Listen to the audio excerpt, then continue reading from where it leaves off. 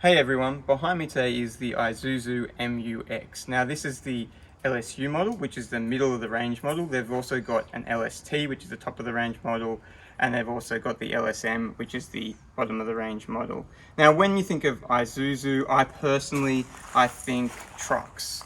But they do have a big history in making cars. Now if you're Australian, Isuzu is something that you probably don't hear about too often, but if I take you back a bit, you might remember the car called the Gemini. Now that was actually an Isuzu Gemini, which Holden rebadged and obviously called the Holden Gemini.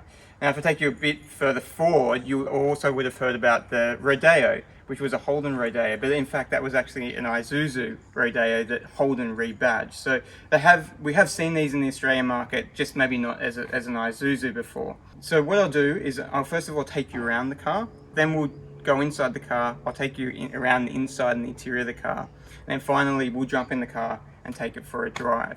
If you do like my videos, please subscribe to the videos. You'll obviously see the subscribe button down the bottom of the screen there. Just press subscribe and you're subscribed. Alright, so let's take you around the car. So looking at the car from the outside here, as you can see, it's quite a big car. Now this car is in what they call the Obsidian Grey Mica colour. I think it looks quite nice in the sun. It's kind of not the darkest of greys, it's more of a light coloured grey. This has got 18-inch wheels on it. So both the LSU and the LST come with 18-inch wheels, while the LSM comes with the steel 16-inch wheels. There, you can see there's a big gap there between the wheel arches and the wheel, and this has got a fair bit of clearance to it, if you can see it here. You've got the side rails there, you've got the big mirrors, which will definitely help if you're towing or something like that. It's got slightly tinted privacy glass at the rear here as well, you can see. Just take a look now at the back of the car. Here you can see it's got the spare tyre which will sit underneath the car, so obviously affects the clearance there.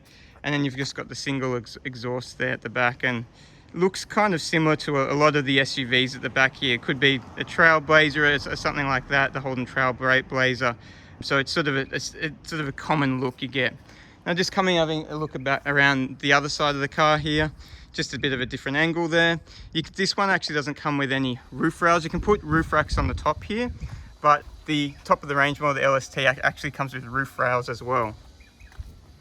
Look, coming around the front of the car here, and just going to take you for a look around the front of the car here. So you've got the big Isuzu badge there, you've got two fog lights there, and the front there, it's got some LEDs that run just across the front here that you can see when the car is on. And I think it's not bad looking from the front. It definitely looks like it's got that big SUV sort of heavy duty look to it. And then just taking you back around the side of the car again to get a final look at it. All right, what we'll do is now we'll jump inside the car and we'll show you inside the car. So this doesn't have any proximity key or anything like that. So it's simply, if the car's open, it opens up. So inside the car, you can see it's just, I've opened it up. It tells me that I'm in the Isuzu MU-X. Looking at the dash, it's fairly basic. You've just got your tachometer there on the left-hand side, and then on the right-hand side there, you can see the speedo, top speed 220 there on the speedo.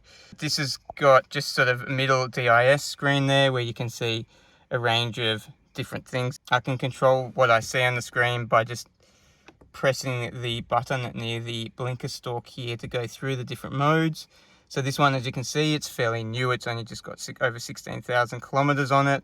You can see that it's got its trip, the average fuel at the moment, which is 11.9, as you can see in this. And then just so the instant fuel readout, average speed, distance currently traveled, and then elapsed time and back to the range. And then in the center there, you can see on the DIS, you've got your fuel, and then you've got the temperature there and then the date. All right, so taking you around the cabin. Now, it's fairly basic in here. So this one's got the cloth seats, which is pretty basic. If you go up to the LST, you do get the leather seats. There's not much to sort of keep you in the seats, and not much of a lip on the seats as well. You see this sort of plastic, which I've seen before in the Mitsubishis here. It's sort of like a dark plastic, so it looks very similar to what you do get in a Mitsubishi. Touching things, feels a bit leather, but it doesn't look any different to the plastic just here. And it feels a bit cheap, to be honest, the plastic around the cabin. Nothing special. You've got things like a bit of a map holder here, and then if we take you back around to the middle and the infotainment system here. So the infotainment system, it is also, it's a reasonable size, but it's fairly basic looking. So I think even the font looks a bit sort of cheap. Now you've got the different settings. So you've got your media for your AM and FM. You can change disc, plug in your USB. You can even plug in a HDMI cable for, you know, if you've got iPads or something like that. And then it's obviously got Bluetooth as well. If we take you back to the home screen, it does have navigation, which is quite good. So that's by default, you get it in the LSU.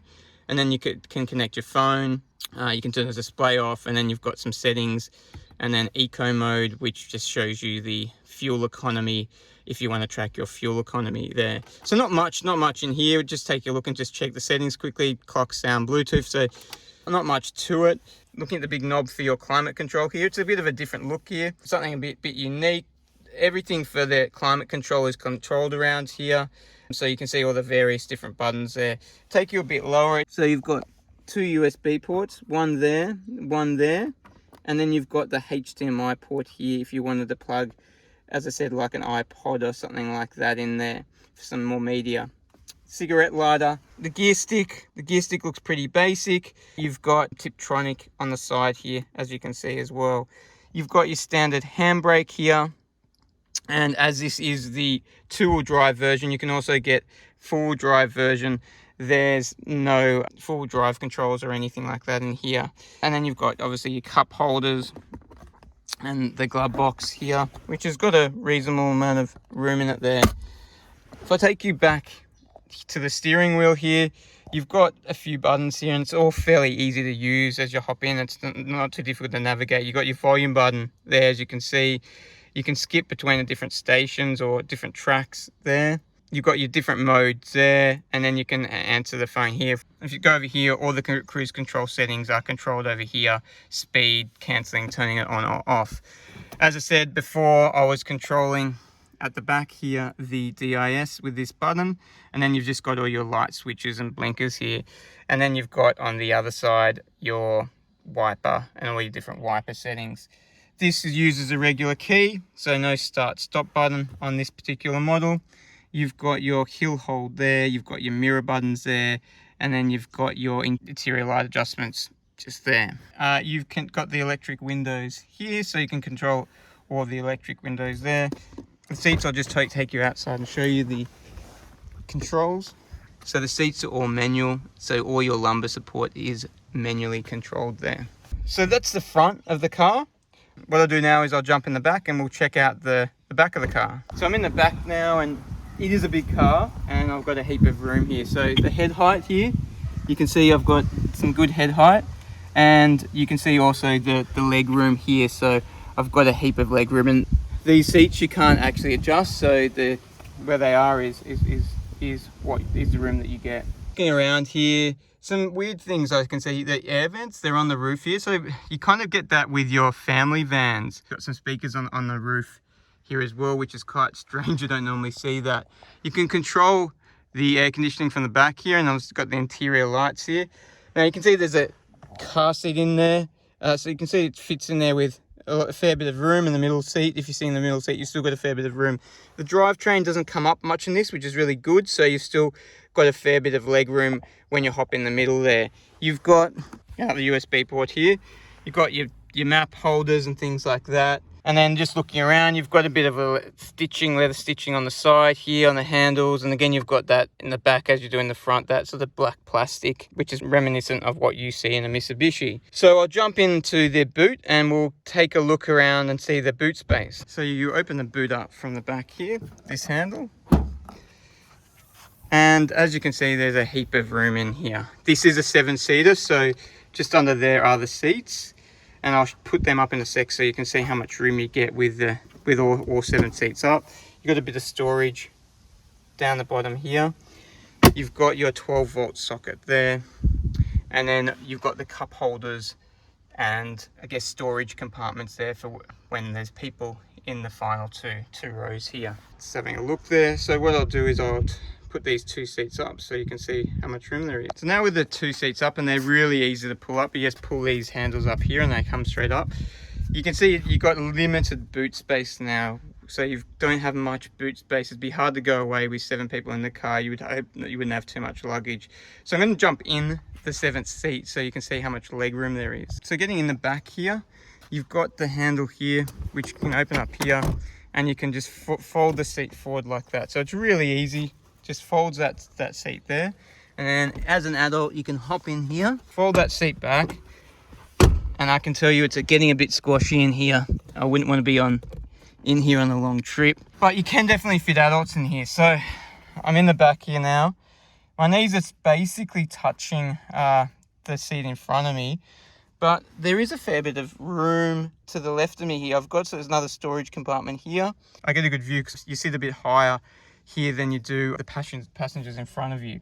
Besides the leg room, I think everything else, you've got enough room as an adult in here, so children would definitely be more than comfortable sitting in here. And the headroom in the back here, the third row, is also pretty good. As you can see, I'm not touching the roof or anything like that, so that's good as well. And seeing that you could carry actually adults here on that third row. All right, so I'm gonna jump out of here, and what we'll do is I'll jump into the car and we'll take it for a bit of a drive, and then we'll see how the car actually drives. So in the Isuzu MU-X, driving it now, and what you notice first of all is the height. Like I said, the clearance obviously of the car was quite good, but you also sit up quite high, which I think is good. It gives you a good view of the road. Now looking around visually around the car, there's not too many blind spots. It gives you pretty good vision. I said those mirrors are really good, so you can see in your rear view mirror quite easily any cars around you. If I look in the other mirrors, probably the only thing I'd say is just to the back left or right hand corners, in that just before the third row there is quite a big pillar there, so it does take a tiny bit of your vision away. But besides that, I think the view around it is pretty good. Now, how the car rides, I think the car rides really smoothly. Now, you know, I've gone over a few bumps and that, and it really cushions, the car's really cushy and things like that. It's definitely not an uncomfortable ride. The car doesn't feel its weight, so it feels quite light. The steering's very light, but it's also easy to sort of turn and things like that. It doesn't feel like a heavy big car when you're driving it, although sitting up so high, you do know that you're in sort of somewhat of a big car. And as I said, when you start looking around, you realize there's a lot of room out the back there. So the technology in this car, there's really not that much technology to talk about. So we don't have any side assist. There's no adaptive cruise control or anything like that. It's got your traction control, and that's pretty much it. So there's not a huge amount of technology available in this car. If you went up to the higher model, you would get a tiny bit more technology, but in this model, in the middle of the range model, there's really not much technology to talk about. The sound system's not great in this car. Not a huge amount of bass. Doesn't sound like the most quality sound system, I've got to admit it. The dials, as I said before, the dials are really easy to use. You've got this big dial in here, which makes Isuzu, as I said before, look a bit unique. It's something a bit different, but everything else, it's really easy to find. Everything's in front of you. As I said, all the dials are very obvious. There's not too many buttons in front of you, so it's not too hard to work out where everything is. There's no buttons hidden anywhere either. Everything's, as I said, really easy to use in there. So the engine in this car is a 4-cylinder engine, but it's a 3-litre diesel. Now, this diesel isn't the most refined diesel I've ever driven. From the outside, it's very obvious that this is a diesel. In the inside, you do know it's a diesel, but it's reasonably quiet. It's middle of the range diesel. I've definitely driven diesels that have been quiet. You can probably hear it in the background, that bit of a diesel noise, but once you get going in it, the car starts rolling along. You can, like now, if I just roll along, it doesn't sound as obvious that it's a diesel. So it's reasonably refined. What impresses me in this car is it's a 3-litre 4-cylinder diesel. So you don't get too many 3-litre 4-cylinders. Now this has got 130 kilowatts of power. Not too bad. For the car, the size of the car, it is probably a tiny bit more, and it's got 430 newton meters of torque in it. The fuel consumption, because it's a diesel, fuel consumption is pretty good in this, and remember, it's a big size car, so combined fuel consumption, Isuzu says, is 8.1 litres per 100 kilometres. So that's pretty good, and it will get you a long way on the highway. The acceleration on this car, I haven't tested it yet, so what we'll do now is I'm going to put it into Tiptronic, so it's in somewhat of a sports mode, and test out the acceleration. So I'm in first gear now. Yeah, it's not the fastest. It gets going. Isuzu says this is 10.5 seconds, around 10.5 seconds to 100 kilometers. So again, it's not the fastest car, or definitely not the fastest car on the market, but it's 10.5. It's a big car. It's not meant to be a performance car, so it's still not too bad. It's a diesel. You know, traditionally diesels aren't the fastest of cars. Brakes on this car, they're okay. They seem to be a bit, they bite, but then when you want them to bite a bit harder, they don't really bite any harder than you've already got them. So what I mean by that is I'll brake, and then if I realize I need to brake sooner, I push harder on the pedal. It's not really stopping me much quicker. So the brakes, I would say, are okay. So in general, what do I think about this car? This model here is around about $50,000. I think it's okay value. It is a lot of car, so $50,000 isn't exactly cheap for a car, but if you compare it to some of the other cars like the Pajeros and things like that in this market, this is actually one of the more cheaper cars going. I personally wouldn't pay $50,000 for it, but it's not my type of car. If you've got the full drive version, they are quite capable off-road. That's something that to take into account, that they go okay off-road. I haven't taken this one off-road. I'm not going to today, unfortunately, be able to test it off-road. The other thing that is really good about these cars is the towing capacity. So this car can tow 3 tons, which is pretty impressive. As I said before, you've got those big mirrors when you are towing. So if you do tow a lot and you've got to tow something heavy, this is something that really you need to take into account, that towing capacity, and at 3 tons, that's quite good. But yeah, no, all in all, the car itself, it's okay to drive. It's comfortable inside the car. You know, it's fuel efficient. The diesel's not too noisy. You know, I think for me, it's a bit basic. The cabin, it could be a bit nicer. They could have finished it off with some nicer materials and things like that. But in general, you get a lot of car for your $50,000 as well. Thanks again for everyone watching. If you did like this video, please, as I said before, please subscribe.